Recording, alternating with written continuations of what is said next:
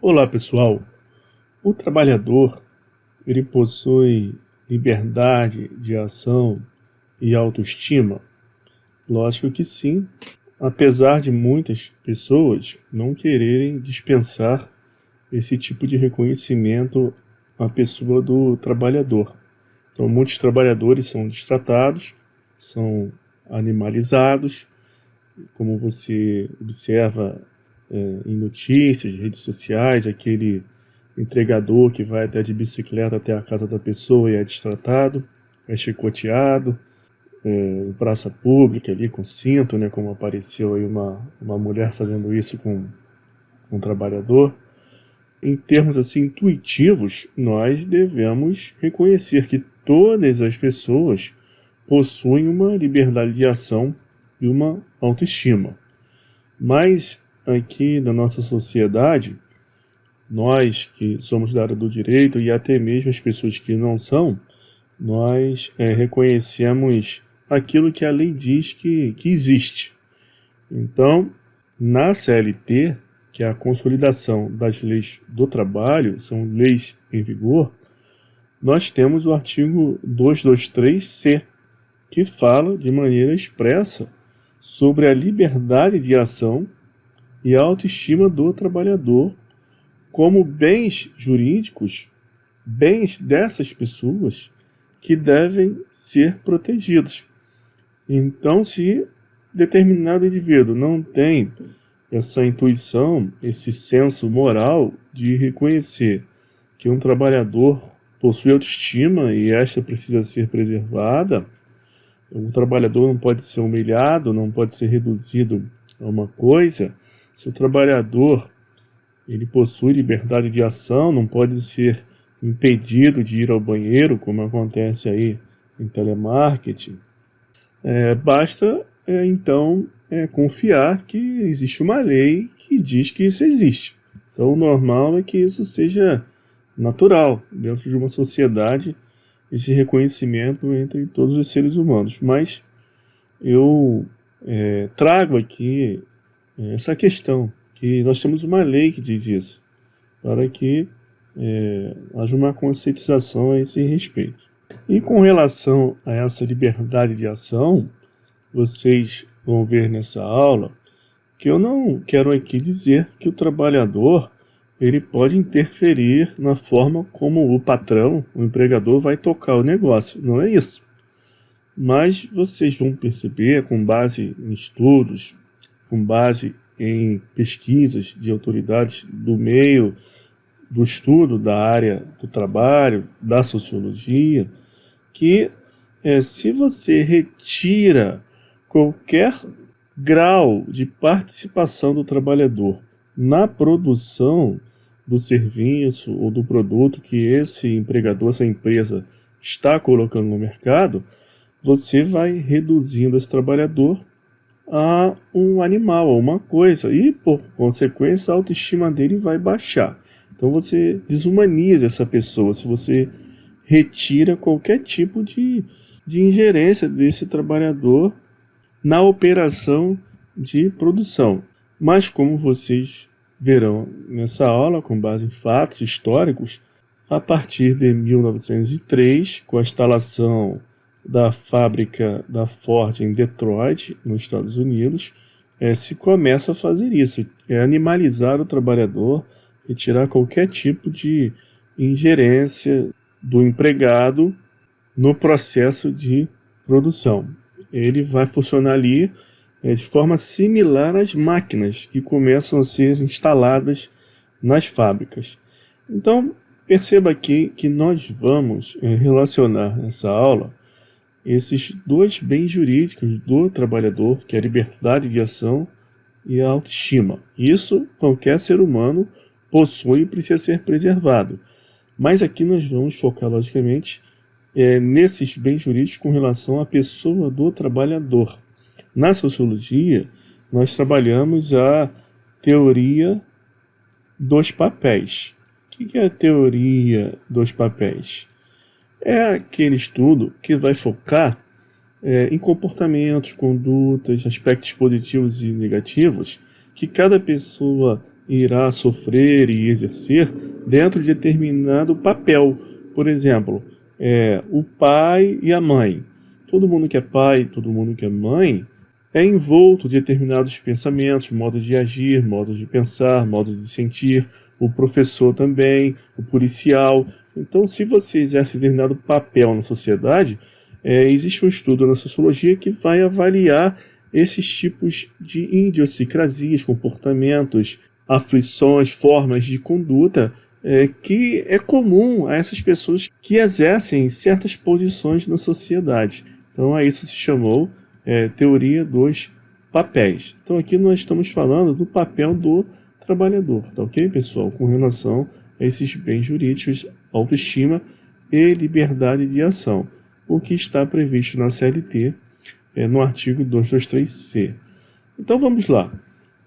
Pode acontecer dessa autoestima do trabalhador e essa liberdade de ação ser violada. Então, nós temos uma ideia de responsabilidade civil no direito, de que ela deve ser atribuída de forma individual, ou seja, um patrão específico causou um dano à autoestima do trabalhador. Mas também, pessoal, o que deve ser considerado é que não exatamente um empregador específico causa um dano ou viola essa liberdade de ação e essa autoestima do trabalhador. Mas a própria forma de trabalho, o próprio meio de produção, a própria lógica do capitalismo, de produção de bens e serviços no qual os trabalhadores hoje estão inseridos, irão causar dano à autoestima do trabalhador. A própria forma como que se dá a produção de riquezas na órbita capitalista. Então aqui nós temos a responsabilidade coletiva, porque não é um empregador determinado de uma loja ali da esquina que causou um dano a determinado trabalhador que é seu empregado, mas é a própria lógica do mercado. Então vamos pensar nisso e é o que será trabalhado nessa aula. E diante dessa questão da responsabilidade coletiva, é lógico que os sindicatos e o movimento grevista ganham importância, porque a tutela de direitos que são comuns a todos os trabalhadores devem ser defendidos pelo legitimado principal, que é o sindicato. E também os próprios trabalhadores, quando os sindicatos não conseguem êxito, devem promover o movimento grevista, que é a forma que eles possuem para a tutela dos direitos dos trabalhadores, tá ok? Então vamos lá, pessoal. Aqui eu quero trabalhar em perspectiva o artigo 223 da CLT, com relação a essa ideia de que a liberdade de ação e a autoestima de um trabalhador só pode ser violada diretamente pelo patrão ao qual ele está subordinado. Então aqui eu tenho um patrão e eu tenho um trabalhador. Esse trabalhador ele labora ali no comércio, na empresa desse patrão. Então a ideia que existe é que esse artigo 223 da CLT, quando fala que deve ser preservada a autoestima do trabalhador, deve ser protegida a liberdade de ação do trabalhador, que isso só pode ser violado pelo seu patrão. Mas não, nós vamos trabalhar essa questão em perspectiva. Por quê? Também há uma violação de maneira coletiva a todos os trabalhadores diante da própria forma que hoje, na sociedade capitalista, no atual estágio do capitalismo, os trabalhadores são submetidos tendo em vista um modo de produção. Você já observou que vivemos em uma sociedade de massa, que muitas pessoas querem muitas coisas e muitas vezes todas essas coisas nem são necessárias, como muitos alimentos que são produzidos em larga escala, que fazem mal para a saúde, né? Biscoitos aí com gordura trans, determinados embutidos, certos alimentos que são produzidos em massa e que não são necessários para a gente. Lógico, quando se está fazendo uma atividade outra está deixando de ser feita. Isso é uma lei da física. Dois corpos não podem ocupar o mesmo espaço ao mesmo tempo. Então, se a indústria, o comércio, está investindo em determinada coisa, outras coisas estão deixando de ser feitas. Então, observe isso. Diariamente, quantas coisas estão sendo despejadas em cima da gente que não são necessárias. Então, essa forma de produção também gera uma responsabilidade coletiva. Todos os trabalhadores estão tendo a sua autoestima vilipendiada, a sua liberdade de ação vilipendiada, diante de um ato que não é de um empregador específico, mas que é causado pela própria lógica da produção atual. E os sindicatos e os movimentos grevistas ganham importância com isso. Então vamos olhar agora esse artigo 223 da CLT. Olha o que ele diz. A honra, a imagem, a intimidade, a liberdade de ação, a autoestima, a sexualidade, saúde, lazer, integridade física são os bens juridicamente tutelados inerentes à pessoa física do trabalhador, porque aqui estamos vendo essa regra inscrita na CLT. Então vamos focar na liberdade de ação e na autoestima. Então você já viu que isso está previsto em lei. Então não precisamos mais contar com a boa vontade, a intuição, a evolução moral de ninguém para reconhecer que o trabalhador também deve ter protegido a liberdade de ação, a autoestima. Não é só aquela pessoa da classe média que se acha melhor que o rapaz que entrega um alimento ali na bicicleta, que vem pedalando para entregar o lanche. Não. Todo mundo deve ter a autoestima preservada e liberdade de ação também está na lei. Então vamos reconhecer isso. Agora, como eu disse, que o senso comum ele vai falar o seguinte: não, isso aí é uma regra da CLT, então é muito simples de entender, é uma lógica tranquila, como encaixar aqui essas duas pecinhas aqui do quebra-cabeça, é coisa simples. De que essa regra do artigo 223 da CLT, ela vai se aplicar ali naquela relação de emprego específica. Então o patrão José, ele não pode humilhar o seu empregado, impedi-lo de ir ao banheiro, porque isso vai violar a autoestima desse trabalhador. Então perceba que essas palavras aqui da lei se tornam um pouco efêmeras, abertas, né? Pode acontecer um monte de coisa que nós vamos ver na hora, se as condutas ali extrapolaram os limites da relação de emprego, para saber, no caso é o juiz que vai avaliar isso, o juiz do trabalho, se aquelas condutas ali daquele empregador, se foram graves o suficiente para violar a liberdade de ação, a autoestima. Então, pessoal, vamos olhar em perspectiva aqui esse artigo 223C. Eu vou mostrar para vocês que essa forma de interpretar o artigo 223C, que ainda está ao senso comum. Mas essa regra aqui da CLT não se restringe apenas a isso. Nesse vídeo, estou mostrando a vocês uma linha de produção numa fábrica. Então as pessoas passam ali 8 horas por dia fazendo aquela mesma atividade.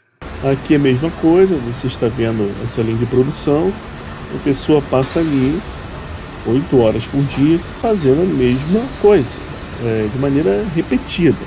Aqui é a mesma coisa, de maneira repetida, fica o trabalhador ali robotizado, fazendo a mesma coisa, como se fosse um apêndice daquela máquina. E aqui é a mesma coisa. Ou seja, todas as linhas de produção funcionam da mesma forma. Essa esteirinha rolando, aí os trabalhadores ali fazendo uma atividade única. Ou seja, eles não produzem o produto por inteiro. Eles vão fazendo de maneira parcelar uma pequena tarefa que é necessária para a montagem do produto inteiro. Agora, o que é interessante, pessoal, que ninguém questiona essa forma de produção que é feita para a empresa lucrar. Isso não é benéfico para o trabalhador. Tudo isso aqui tem uma lógica única, que é aumentar a lucratividade, aumentar a produção, diminuir o custo, mas não é pensado no estigma, nos malefícios para o trabalhador. E por que isso acontece? Da mesma forma que quando uma pessoa lê a CLT, ela não imagina que a liberdade de ação e a autoestima do trabalhador pode ser vilipendiada de maneira coletiva, pela forma de trabalho. Então, por que ninguém pensa isso? Por que ninguém questiona as fábricas funcionando dessa forma? Ninguém pensa que, muitas vezes, quando o empregado ele tem um problema ali individual com o seu patrão, isso já decorre de insatisfação com o próprio modo de trabalho, aquele trabalho repetitivo, diário. Então, o modo de produção já afetou o psicológico desse trabalhador. E depois, o problema com a gerência, com o patrão, de maneira individual, é uma gota d'água. Porém, os malefícios à saúde desse trabalhador, saúde física e mental, o burnout, ele já aconteceu, mas devido ao modo de produção. Mas por que, eu repito, o senso comum não abre a mente para pensar isso? A professora da USP, Marilena Chaui, escreveu esse livro, O que é Ideologia? E ela esclarece para a gente que existe uma organização com O maiúsculo, tá vendo? Que legitima as práticas empresariais. Então ninguém consegue, de maneira natural, porque isso é bloqueado pela ideologia, isso é uma forma de ideologia, ninguém consegue contestar isso. E a função da ideologia é essa, é naturalizar as ideias dominantes para que ninguém conteste, ninguém perceba a realidade. De forma que aquele discurso, aquele pensamento que foi colocado a quem interessa, funcione como se fosse o nosso próprio pensamento, mas não é. Então você não questiona mais. Então eu vou colocar aqui de novo as imagens das linhas de produção para que você sinta, você perceba esse funcionamento, essa ideologia. Veja aqui que está tudo muito organizado, todo mundo uniformizado, tudo limpinho, que tudo isso aqui foi montado, foi bolado por especialistas, pessoas inteligentes que pensaram isso aqui. Então ninguém questiona porque é tudo muito bonito, muito organizado, por isso o nome organização. Então, se isso foi feito dessa forma bem feita, né, entre aspas, bem feita, é algo incontestável. Então, qualquer problema que houver no trabalho, ninguém para atribuir isso à organização, à forma de produção. Sempre vão buscar a causa de um problema físico ou mental do trabalhador a um colega de trabalho que também já está ali estressado, vai buscar um problema no ambiente de trabalho causado pelo gerente ali de maneira específica, que está fazendo um assédio moral. Porém, pessoal, se você for analisar mais profundamente, esses problemas que gravitam no ambiente de trabalho, problemas físicos e mentais, eles se dão em razão da própria lógica de produção. Porque, como veremos mais à frente, eu vou mostrar para vocês, o próprio Adam Smith, que é considerado o pai do liberalismo, né, o pai aí do pensamento liberal, ele reconheceu que o trabalho repetitivo, o trabalho de rotina, ele é degradante, é moralmente degradante. Ele embrutece o espírito. E por que é moralmente degradante? Moral é diferente de moralismo. Moralismo são essas regrinhas arbitrárias que as pessoas criam para poder se sentirem superior às outras. Determinados grupos fazem isso, né? Aqui a regrinha é essa, mas isso não tem nada a ver com moral. Moral são todos aqueles aspectos psicológicos que lhe permitem a uma pessoa tomar decisões razoáveis. Então você, durante toda a sua vida, você vai se educando, seja no seu ambiente familiar, no bairro onde você mora, através dos seus pais, da escola que você frequenta ou que não frequenta, e você vai ficar ali com um grupo, uns amigos, né? Às vezes amigos que vão te influenciar mal, mas sempre você vai estar se educando. Então essa educação vai te fornecendo meios de você tomar decisões. Então a moral é tudo aquilo que em sociedade te permite tomar decisões razoáveis. Porém, as pessoas muitas vezes não conseguem tomar decisão nenhuma, vão deixando a vida levar, como diz a música, né? Deixa a vida levar, porque ou tem a sua capacidade moral bloqueada, e é o que esse tipo de atividade repetitiva, diária faz com as pessoas, elimina completamente a capacidade de pensar. Por isso que o Adam Smith disse que essas atividades repetitivas, diárias, de rotina, são moralmente degradantes, porque impedem a pessoa de tomar decisões, de avaliar. Tá ok, pessoal? De avaliar a própria vida, o meio, a sociedade, o que fazer. A pessoa vai embora para casa já ali arrasada, estafada, e isso se repetindo todos os dias, imagina só. Então aqui eu volto para a série T, com base no que foi dito, e já mostro para vocês a expressão liberdade de ação, e você já começa a captar, a perceber como isso aqui é importante, como é importante pensar nesse aspecto da liberdade de ação ligada ao modo de produção capitalista que nós vimos. Outra coisa, pessoal, geralmente as pessoas imaginam que só esse trabalho aqui repetitivo, né, único, fazer uma única coisa 8 horas por dia ali, é como se fosse uma máquina. Observe as pessoas aí, parecem umas pinças assim das máquinas repetindo aquela atividade o dia inteiro. Que somente esse trabalhador desqualificado, né, que é um trabalhador que não tem qualificação, ele está ali fazendo uma atividade de maneira animalizada. Ele fica ali repetindo aquela atividade. Ele não tem conhecimento nenhum sobre a atividade. Ele não requer nenhum conhecimento especializado. Então muitas pessoas acham que somente esses trabalhadores que têm esse tipo de problema. Que os trabalhadores que têm especialização, o advogado, o gerente, administrador, que não, que esses aí estão bem, não tem problema de saúde nenhum. Não, não é isso não. Aqui, por exemplo, estou mostrando a você uma gerente de uma fábrica, ela ali organiza a produção, e o que vai se imaginar, tendo em vista a aparência, que ela é diferente dos outros trabalhadores da fábrica. Não é, pessoal. Lógico que os trabalhadores não qualificados, eles estão mais sujeitos a sofrerem danos à autoestima, terem a liberdade de ação restringida. Porém, isso não quer dizer que quem exerce um trabalho intelectual que também não está sujeito a isso. Tanto isso é verdade que a Constituição Federal ela proíbe a distinção entre trabalho manual, técnico e intelectual, porque todos os trabalhadores, independente se é um trabalho manual, como aqueles que vocês viram ali na indústria, né, as pessoas com as mãos ali repetindo ali a mesma coisa o dia inteiro, e também com relação ao trabalho intelectual daquela gerente que vocês viram. É proibida a distinção. Por quê?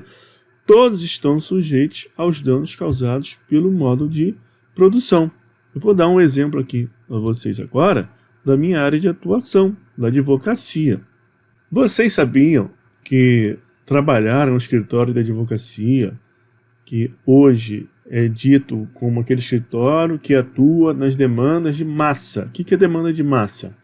São ações, pessoal, ligadas a esse mercado de venda de serviço, de produto, essas demandas consumeristas, né? Todo mundo fala, vou entrar com uma ação ali no juizado, problema com relação ao consumo, tem os marketplaces agora na internet, vendem muitas coisas, milhões de coisas diariamente. Então existem escritórios de advocacia que são especializados nessas demandas de massa. E você sabia que o advogado, ele exerce um trabalho intelectual, mas quando ele vai trabalhar nesse escritório, ele pena, ele padece com relação à sua saúde psicológica, sua liberdade de ação, sua autoestima, porque ele vai trabalhar como uma máquina, ele não tem nada a fazer. É tudo copia e cola, é tudo repetitivo, tudo já é pré-determinado pelo sistemática ali do escritório, ele não faz nada, não tem liberdade nenhuma. Então ele também sofre com relação à sua autoestima, é degradado ali no trabalho. Então, eu trago essa reflexão aqui para vocês, para que não haja essa distinção dentro do contexto que nós estamos trabalhando entre trabalho técnico, manual e intelectual com relação ao modo de produção capitalista vigente. Tá ok, pessoal? Dessa forma, focando no modo de produção, você elimina esse preconceito, essa visão estreita de que somente o trabalhador braçal, aquele animalizado mesmo, ele trabalha com os músculos ali, que somente esse trabalhador que exerce essas atividades que pode sofrer aqui com liberdade de ação e ter autoestima vilipendiada. É até curioso que quando fala em autoestima, muitas pessoas acham que o trabalhador que é bem ali precarizado, né, aquele, como eu disse, aquele rapaz que vai na bicicleta, fica o dia inteiro de bicicleta ali, entregando lanche ali para as pessoas, que ele nem tem autoestima. Ali já as pessoas tratam muitas vezes como um animal mesmo, não merece respeito nenhum. E acha que a autoestima está ligado só ali ao trabalhador da classe média, que é o advogado ali, né, o engenheiro, não. Todos os trabalhadores, todas as pessoas, independente do trabalho ser intelectual, braçal, manual, muscular, todos são merecedores de respeito, para que não tenha autoestima vilipendiada, a pessoa não pode ser humilhada, para que a sua liberdade de ação não seja restringida a ponto da pessoa se tornar uma máquina, de não conseguir mais pensar em nada, não ter nenhum senso crítico. E isso aqui vocês agora vão enxergar do ponto de vista coletivo, com relação ao modo de produção vigente, que afeta todos os setores, e não mais pensar de maneira estreita, restrita, limitada, com relação a determinado empregador específico. Dessa forma, nós avançamos para compreender os modelos de produção na economia capitalista. Então, pessoal, quando eu ouço determinado cliente ali que é empresário, agora ele tirou um CNPJ e é empresário, quer montar uma empresa, quando ele começa a falar, contar as ideias dele, de como ele vai montar a empresa, eu acho curioso, porque ele acredita que as ideias são dele, mas não são dele. Tudo isso vai passando por osmose para a pessoa nasceu na sociedade, a sociedade já existia. Então vai sendo educado ali, crescendo na sociedade, as coisas vão sendo introjetadas nela, ela nem percebe. Então quando o sujeito fala para mim, olha, vou montar um lava-jato aqui e vou colocar cada trabalhador para fazer uma parte da lavagem do carro, eu não quero que ninguém lave o carro por inteiro porque toma muito tempo, o cara se cansa muito, começa a errar, então eu vou botar um para limpar o pneu, outro para limpar a parte de trás, outro por dentro, cada um faz uma coisa. Assim eu vou lavar muito mais carros por dia do que se eu botasse um só para lavar um carro por inteiro e diminuir o erro, porque o cara vai fazer uma coisa só, então ele fica ali o dia inteiro repetindo a mesma coisa, pneu, o outro lataria, e ele acha que a ideia é dele, mas não é dele. Isso é uma ideia criada por Henry Ford, que começou em Detroit em 1909. Então houve um pensamento, uma ideia, lógico, alguns intelectuais por trás pensando em como aumentar a produção, reduzir o custo, mas ninguém pensou nos efeitos sobre as pessoas que trabalhavam. Então essa ideia de colocar uma esteira de produção, de botar cada trabalhador para fazer uma tarefa muito simples relacionada àquela produção, de forma que consiga aumentar a quantidade de itens produzidos, diminuir o erro, né? Porque se a pessoa faz algo por inteiro, ela é capaz de errar em alguma parte. Mas se ela faz só uma parte, ela fica ali igual uma máquina, especialista naquela parte. Então isso é uma ideia que é antiga. Então nós temos esse primeiro modelo de produção que vigora até hoje, que é o modelo fordista de produção. Eu coloquei aqui taylorista / fordista, porque o modelo fordista ele é uma evolução do modelo taylorista. Aqui, no modelo taylorista, esses benefícios para a produção, de redução de custo e aumento do lucro, é isso que todo empresário quer. Ele quer reduzir o custo e quer aumentar o lucro ao extremo. Então, aqui no modelo taylorista, essa ideia ela estava ligada ao controle do tempo. Então, ficava ali com o relógio, tinha que fazer, o produto tinha que ser criado em tempo determinado. Aquele tempo era o limite, era calculado que se fizesse aquilo em determinado tempo, no cronômetro, que ia ser bom, ia reduzir o custo, aumentar a produção. Mas Henry Ford, ele inseriu nas fábricas ali a esteira. Por quê? Iria ajudar nessa questão do tempo. Também colocou cada pessoa para fazer só uma partezinha ali do serviço. Ninguém monta um carro por inteiro, nem faz um sapatinho inteiro. Um faz um cadarço, o outro faz a sola, um vai encaixando, o outro. E assim também aumenta a produção, reduz o custo, reduz o risco de erro, etc. E aqui embaixo eu coloquei mais um modelo de produção, que é o toyotista, que também tem uma expressão que caracteriza esse modelo da Toyota, que é o Just in Time. O que aconteceu, pessoal? Nesse modelo fordista, houve um acúmulo de produtos produzidos. Então houve um estoque, ficou ali um excedente no estoque, e isso, inclusive, foi uma das causas da quebra da Bolsa de Nova York de 1929, o crash de Nova York. Por quê?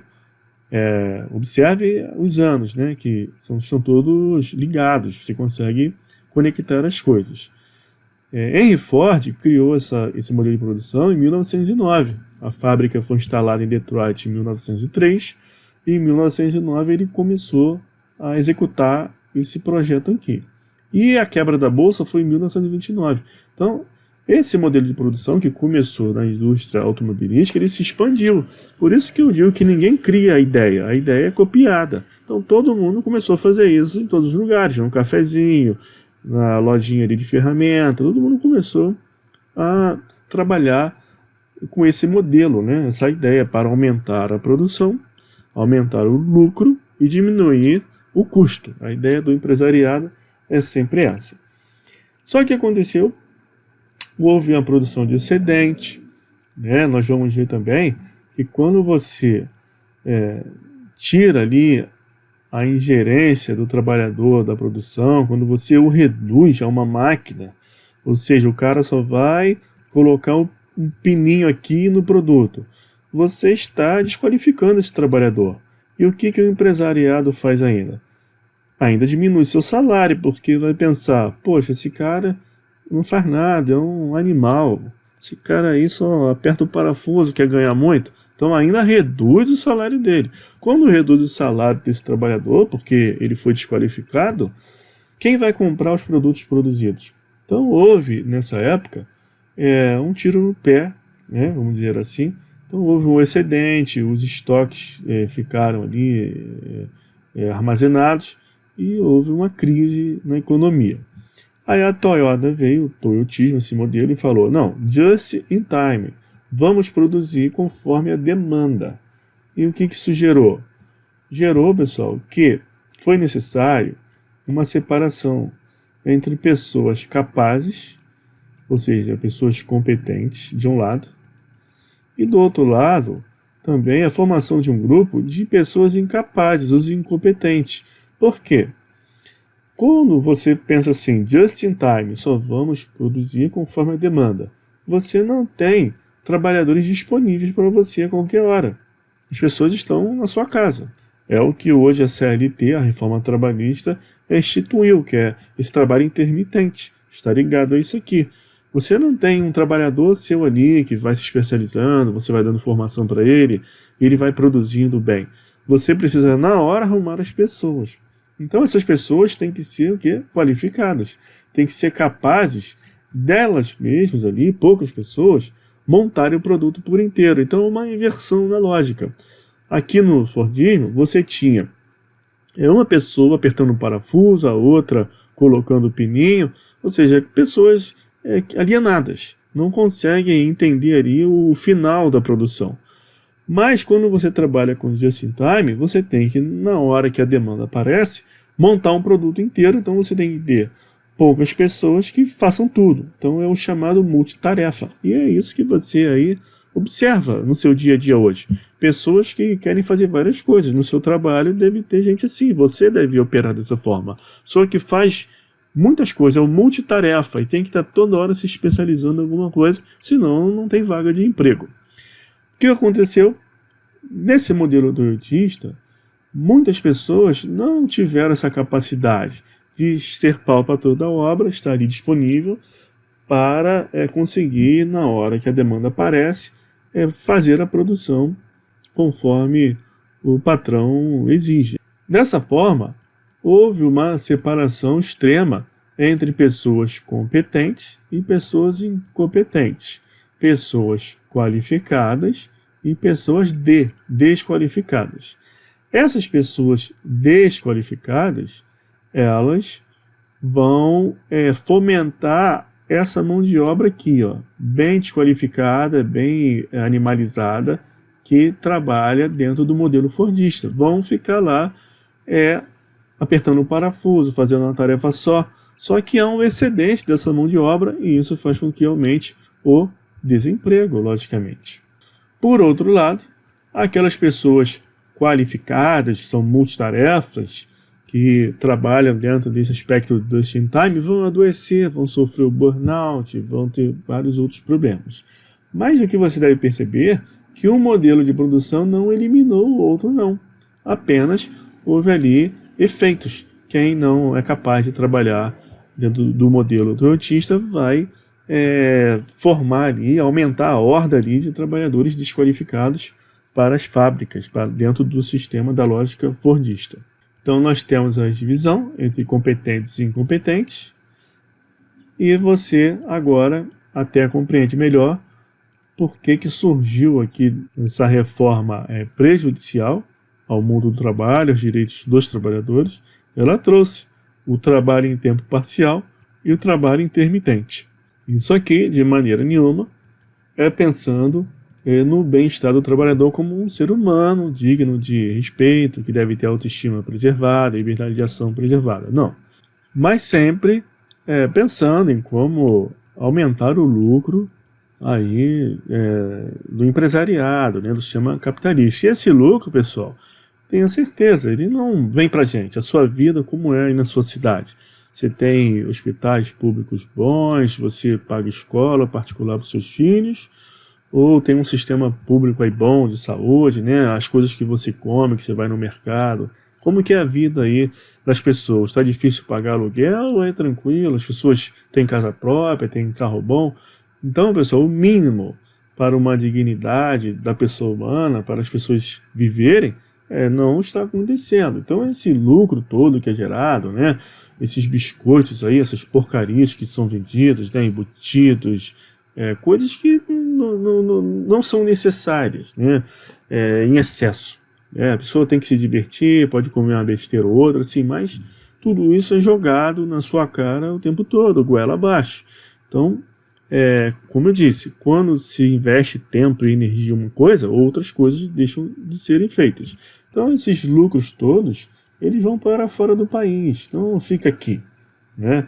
Então esse é o grande problema que nós temos, né? Basta olhar a sua vida aí da sua comunidade para ver se todo esse aumento de produção, se isso fosse bom para a gente, ok, mas não é, né? Não há melhora. Então aqui eu mostro para vocês mais uma linha de produção, as mulheres ali, né, robotizadas, repetindo aquela tarefa, no final do dia elas vão para casa, e a consequência disso, dessa desqualificação dos trabalhadores que o modelo de produção causou, e que as pessoas não criticam, ou seja, se a organização criou isso é porque é bom, é inteligente, isso tudo bem. Então isso tem uma consequência, a redução do salário. Então as pessoas começam a ganhar menos. A vida do salário mínimo aqui no Brasil já é baixo, porque é uma pessoa desqualificada. E o que o empresário pensa, e eu ouço isso diariamente, né? trabalhando para empresários, eles pensam dessa forma, né? Se expressam dessa forma. Pô, o cara não faz nada, o cara até usam expressões assim, o cara é um animal, não faz nada e quer ganhar muito, pô. E o que é curioso, que está aí no subconsciente, é que as pessoas não questionam esse modo de produção. Se a organização criou isso, tudo bem, é a lei do mercado. A lei do mercado se mostra aí como algo pernicioso, porque cria um modo de trabalho terrível para as pessoas. E esse empresário que argumenta dessa forma, se refere ao trabalhador como um animal desqualificado, que ganha pouco, que ganha muito, ele se acha no direito de falar isso, de agir dessa forma, de pensar dessa forma, ele acha que isso é legítimo, porque isso faz parte do mercado. As leis do mercado criaram esse modo de produção, não fui eu só estou aqui trabalhando conforme todo mundo faz. Então, esse é o grande problema que tem que ser trazido à consciência para ser objeto de crítica. E por consequência, lógico, as favelas aumentam, a pobreza aumenta e por aí vai. Diversos problemas surgem disso aí.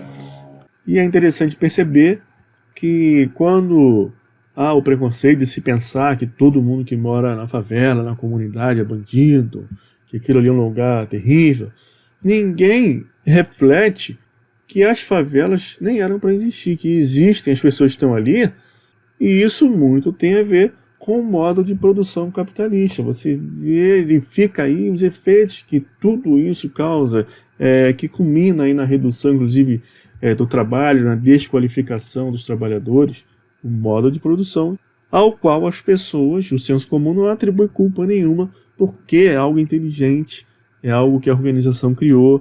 As leis do mercado, elas são ótimas, são inteligentes, especialistas que inventaram isso, então pode, ninguém critica isso.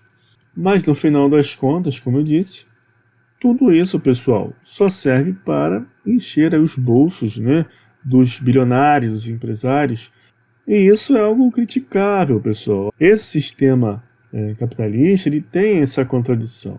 Os bilionários, eles já têm bilhões de dólares, eles querem acumular mais do que é o necessário para se viver. E esse ímpeto de acúmulo de dinheiro, mais do que o necessário, é a lógica do capitalismo. Então esses modos de produção que são aperfeiçoados, criados, e que muitas universidades hoje deixaram de formar pensadores, pessoas com senso crítico, para formar pessoas empenhadas em criar formas de melhorar essa lógica de aumento de lucro, redução de custo. Essa lógica, pessoal, só serve mesmo para favorecer essa operação irracional de acúmulo. Eu, certa vez, trabalhei para determinados empresários que eles disputavam quem comprava mais imóveis do bairro. Então era algo assim doentio. Eles ficavam assim irritados, incomodados quando o seu concorrente ele comprava um imóvel ali no bairro porque ia colocar uma outra loja dele. Então era uma disputa entre os dois. Qual a lógica disso aí? Quem que isso favorece? A sociedade, a eles mesmos? Não, é uma questão puramente egocêntrica. E esse acúmulo de dinheiro de 0,01% desses bilionários aí que comandam, né, instituições públicas, comandam o que você pensa, inclusive, tudo que eles fazem é em razão dessa questão irracional de acúmulo mais do que o necessário.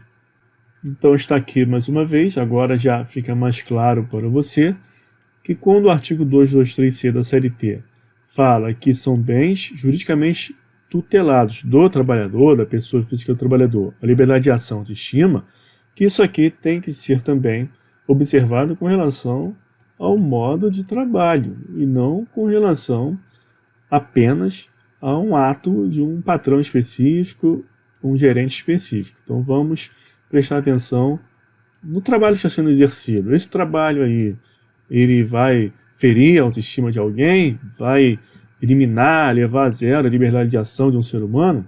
Então esse tipo de trabalho ele não pode ser feita, tá ok, pessoal? Modo de produção. Então, a partir de agora, a gente começa a fazer uma leitura do 223C em perspectiva. E aqui eu trago essa obra para vocês, A Corrosão do Caráter, Consequências Pessoais do Trabalho no Novo Capitalismo, do Richard Sennett, que é um sociólogo americano. Ele que traz em seu livro essa fala do Adam Smith, que é considerado o pai do liberalismo, sendo um dos pensadores e economistas mais importantes da história. O trabalho de rotina e repetitiva embrutece o espírito e é moralmente degradante, conforme eu trabalhei com vocês. Então, a pessoa que é empresária, que é de direita, né, aquela pessoa que acha que não precisa haver nada público, que a lei do mercado é capaz de resolver todos os problemas, ela, em tese, né, por mais que ela não conheça, ela tem um fechamento aqui com Adam Smith, que ele é o pai do liberalismo. E ele reconhece isso. Então, se os empresários, né, eles sabem que aquilo é pernicioso ao trabalhador e eles, mesmo assim, fazem, é porque tem coisa errada. Então, vamos lá. A gente está na universidade, então tem ali as pessoas pensando em como melhorar o lucro, aumentar o lucro, reduzir o custo. Então, elas têm que ter consciência de que não pode bolar nada que vai ser prejudicial ao trabalhador. Tem que começar a ter esse tipo de pensamento. Se não acontece, igual aconteceu com as bombas lá de Hiroshima e Nagasaki. Os cientistas criaram a bomba. E a bomba foi jogada. Ninguém pensou, olha, não vou fazer essa bomba não, essa bomba vai matar muita gente. Não.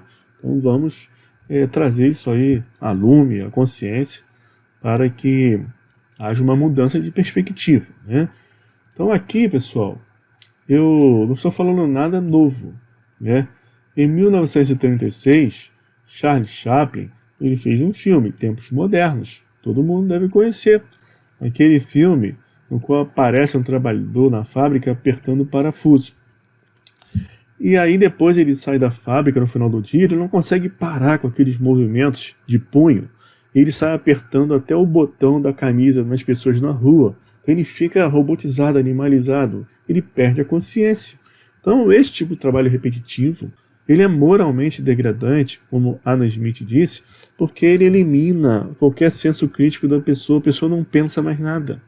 Então isso é psicologicamente avaliável, pessoal.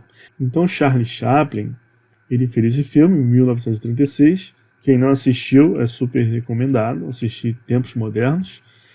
E observe aqui que a fábrica da Ford ela foi criada em Detroit em 1903.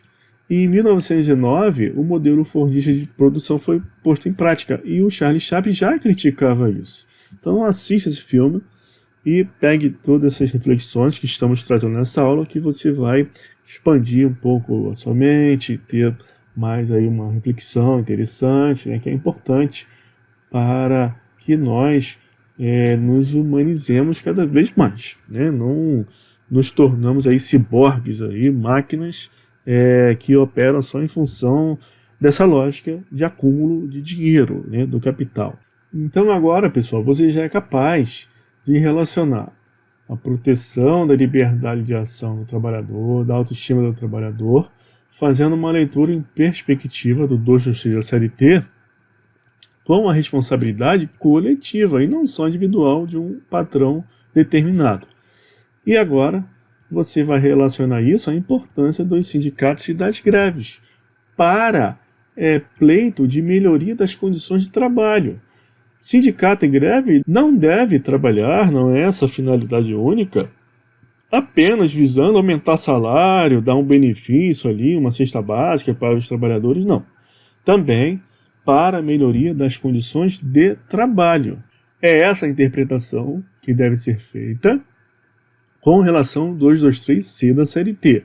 Liberdade de ação e autoestima relacionado ao tipo de trabalho, ao modo de produção, e não apenas a um ato ali qualquer feito pelo patrão, que, como eu disse, muitas vezes o estresse ocorre com o ato de um gerente, mas já é a gota d'água ali do tipo de trabalho que é feito diariamente, aquele trabalho degradante ao qual são submetidos os trabalhadores.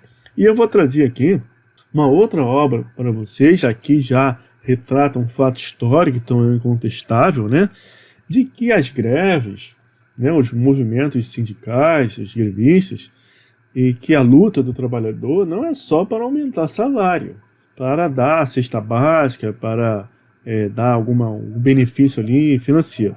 Lógico, isso é importante, mas não é só para isso. Existe algo também mais importante até do que isso, que é observar e lutar pela melhoria das condições de trabalho. Então, nesse livro aqui, de João José Reis, nós temos a história dessa greve negra de 1857 na Bahia, que é a greve dos ganhadores.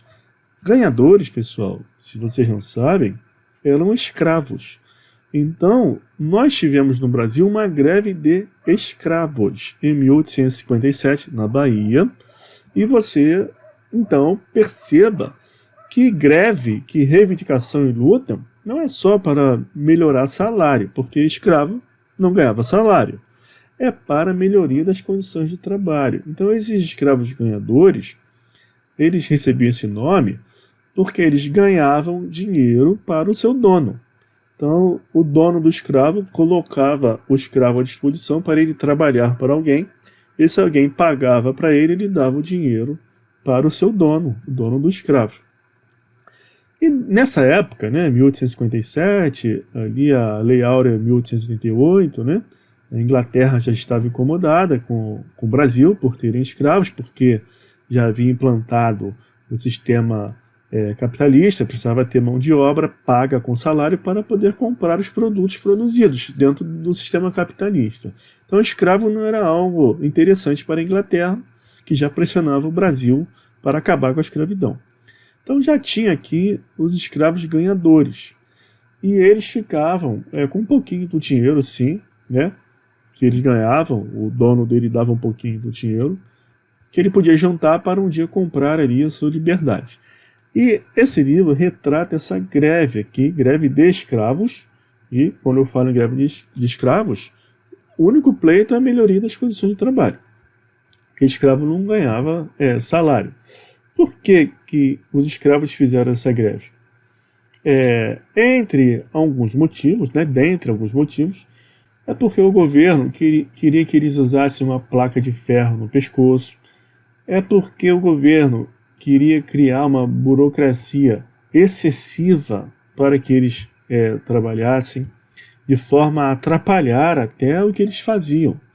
E eles queriam trabalhar com certa liberdade, porque eles ficavam ali com uma parte do dinheiro que eles repassavam ao dono para comprar liberdade. Então, imagina, placa de ferro no pescoço, burocracia excessiva, a ponto de retirar as condições de trabalho deles, ou seja, a liberdade de ação. Então eles queriam que lhes fosse protegida a liberdade de ação para exercerem ali a sua atividade de ganhadores. E eles não queriam usar a placa de ferro no pescoço. Isso é coisa que até é questionável, se um animal deve carregar a placa de ferro. Então, pessoal, aqui indico esse livro para que vocês saibam que movimentos de trabalhadores não é só por aumento de salário, mas também por melhores condições de trabalho. Então entra o destaque para a importância da atuação dos sindicatos e dos movimentos grevistas nesse sentido, para pleitear melhores condições de trabalho. Esse é o pleito, melhores condições de trabalho, para a proteção da liberdade de ação e da autoestima do trabalhador. Então agora você consegue perfeitamente relacionar a proteção da liberdade de ação e da autoestima do trabalhador, prevista em lei, no 223C da CLT, com uma responsabilidade coletiva com relação ao modo de produção capitalista no qual nós, trabalhadores, estamos inseridos hoje. Todos, inclusive trabalhadores que exercem atividade intelectual, manual, braçal, muscular, não importa, todos estão inseridos dentro da mesma lógica de produção capitalista. Devemos reconhecer, sim, que o trabalhador desqualificado ele está mais sujeito aos danos desse modo de produção, mas todos sofrem os danos. E com isso, destaque-se a importância dos sindicatos e das greves na luta para as melhores condições de trabalho, e na luta para impedir que novos modelos de produção do capital que favoreçam o acúmulo de dinheiro por parte dos conglomerados econômicos, eles existam, eles sejam validados se causarem mal à dignidade humana da pessoa trabalhadora. E agora, pessoal, eu trago a vocês aqui esse argumento, que é o princípio da máxima efetividade da norma. Esse argumento ele é muito utilizado pelo STF quando vai julgar casos. O STF pega uma norma da Constituição e diz que vai aplicar essa norma de maneira A, B ou C naquele caso concreto que chegou até eles lá, até os ministros. Ele fala, não, precisamos trabalhar com o princípio da máxima efetividade da norma. O que quer dizer isso? Quando o juiz, o ministro, ele faz uma leitura de uma regra jurídica, ele deve pensar no maior bem possível que ele pode fazer com a aplicação daquela norma. Então ele pode extrair dali interpretações das mais variadas, desde que sejam positivas, sejam boas para as pessoas. Então ele vai ampliando a aplicação da norma. Mas com relação ao artigo 223C da CLT, isso, né, a título de crítica, né, que eu coloco aqui, o artigo 223C, isso não tem sido feito com relação a esse aspecto de se considerar os tipos de trabalho. Não é qualquer coisa que o trabalhador pode ser submetido a fazer.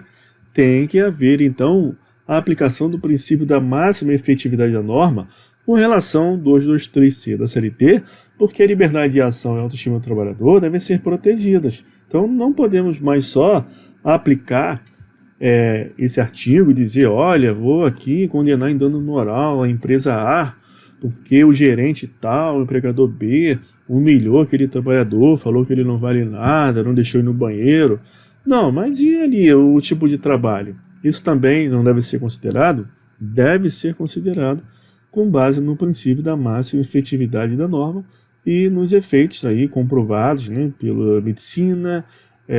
Temos aí burnout, temos diversos danos aí à saúde do trabalhador e também perniciosos à própria formação de um cidadão, né, que é a eliminação da sua capacidade de reflexão. Um animal, pessoal, ele trabalha ali por instinto. Qual a diferença do trabalho de um cavalo, de um boi ali que puxa a carga, e de um trabalhador, um ser humano? A diferença é que o trabalhador, ele tem consciência, ele tem intenção, ele pensa, olha, isso aqui vai servir para isso, para aquilo. E o boi e o cavalo, ele não pensa em nada, é um instinto. Então, quando dentro desse modelo de produção vai-se retirando o trabalhador o conhecimento sobre a produção de um item por inteiro, vai deixando a ele a tarefa só de apertar um parafuso, e quando vai colocando ele para ficar repetindo isso o dia inteiro, ele vai se aproximando, ou seja, esse modo de produção, ou seja, e tem pessoas por trás disso, vão fazendo com que o trabalhador se transforme em um animal, em um boi. E ele vai se desumanizando ali, vai se animalizando. Ele perde a sua capacidade de reflexão total, de senso crítico, ele não consegue nem mais questionar a vida dele. Então isso é algo que deve ser trazido à tona, consciência, para que seja combatido. E agora eu trago, inclusive, um estudo de caso aqui, que é um processo no DST, onde a autoestima do trabalhador foi objeto de análise e aqui a empresa foi condenada. Porém, ainda dentro dessa lógica restrita, de se considerar que apenas um empregador individualizado, uma ação ali pontual de alguém, pode violar a autoestima do trabalhador. Temos também que passar a analisar, à luz do artigo 223C da CLT, o tipo de trabalho. Tem certo tipo de trabalho que devem ser abolidos. E, infelizmente, é lógico, esse modelo de produção fordista, né, toyotista, isso chegou, vamos dizer assim, para ficar. É difícil combater isso, porque falta consciência, né? Então, principalmente nos países aí, terceiro mundo, os periféricos, nós ficamos com esse tipo de trabalho, braçal, animalizado, que degradante, né, como diz Adam Smith. Então aqui aconteceu o seguinte, o trabalhador foi colocado em ociosidade forçada, inação forçada e recebeu danos morais. Então a testemunha autoral, ele confirmou lá no processo que a funcionária teve bloqueado acesso ao sistema, e colocava lá para ela horas abonadas. Horas abonadas, não vai dar falta a ela não. Então o que acontecia com ela? Ela ficava na empresa e submetida a uma ociosidade forçada. Então o que violava a autoestima, lógico, do trabalhador. Ficava ali parada, não podia trabalhar. Então, a situação vexatória, humilhante de passar meses indo ao local de labor sem poder trabalhar. Então, observe que aqui, pessoal, tem um aspecto interessante que liga essa situação ao que nós falamos nessa aula, que é mais robusto, é mais complexo, que é relacionar uma violação à autoestima do trabalhador com o trabalho em si. Então ela recebeu danos morais aqui porque ela ficou sem trabalhar, o que nos permite inferir que o trabalho em si deve ser considerado como de grande importância para a autoestima do trabalhador. Então, se ficar sem trabalhar causa dano à autoestima do trabalhador, por que certos tipos de trabalho que nós trabalhadores estamos sendo submetidos hoje, somos submetidos hoje e há muito tempo já, devido a essa lógica capitalista de acúmulo, de aumentar lucro, diminuir custo, porque certos tipos de trabalho não são considerados para tanto. Se o trabalho é importante para tanto, para a preservação da autoestima do trabalhador, como está claro aqui nessa decisão. Mas, como eu disse, é considerado, em geral, apenas um ato específico do trabalhador, mas não de maneira coletiva, o tipo de trabalho. Então, eu trago aí, mais uma vez, essa necessidade de conscientização com relação a isso, bem retratada aqui por Charles Chaplin, nessa obra Tempos Modernos, de que isso é bastante relevante. E, logicamente, que a atuação dos sindicatos é imprescindível nessa luta por melhores condições de trabalho, e se o sindicato não resolver, as greves também são importantes para tanto. Só que há todo um efeito aí dessa ideologia, que isso é uma ideologia, esse modo de produção, essa questão da organização, que tudo isso é muito bonito, isso é uma ideologia, porque impede a gente de contestar isso, é colocado para a gente como algo natural, algo legítimo. Então a ideologia tem essa função, impede o senso crítico. Então é importante notar que quanto mais desqualificadas as pessoas se tornam, quanto maior o aumento do desemprego, que, como eu disse, aí acontece, porque dentro do modelo toyotista você viu que é gerado um aumento do desemprego, uma excessiva mão de obra aí, desqualificada para trabalhar dentro do sistema fordista. Então há desemprego, há baixos salários. Então esses efeitos deletérios que acontecem, eles enfraquecem sindicatos. Então imagina um monte de pessoa desempregada. Aí o sindicato ele não vai querer brigar muito, porque ele precisa conseguir que as pessoas sejam empregadas. Não vai ter greve, está todo mundo desorganizado, ninguém tem emprego, então greve vai ser ruim. Então você veja que o enfraquecimento dos sindicatos causa um terror, um prejuízo sério aí, na condição do trabalhador.